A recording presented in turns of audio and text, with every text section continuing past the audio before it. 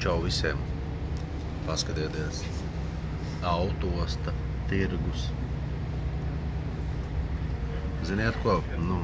Rīdzinieki, vadība, tie, kas atbildīgie. Kā jūs tā esat nolaiduši īstenībā? Rīga tā nolaista. Te ir tik daudz darba nepieciešams, lai visu šo salbotu. Un skatieties šo te.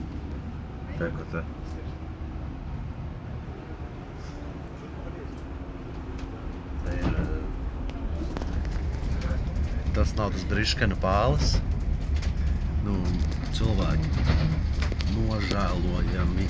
nožēlojami novesta pilsēta. Es teiktu tā, ka arī valsts. Man īstenībā kauns un man ir žēl uz to visu noskatīties. Un ja atbildīgie nesapratīs, kad tas jau ir aizgājis pārāk tālu, tad nezinu, kad būs tās izmaiņas.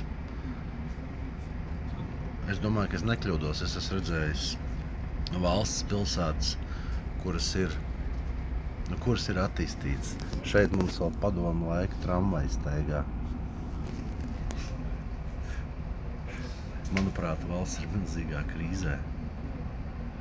Un nepieciešams liels izmaiņas.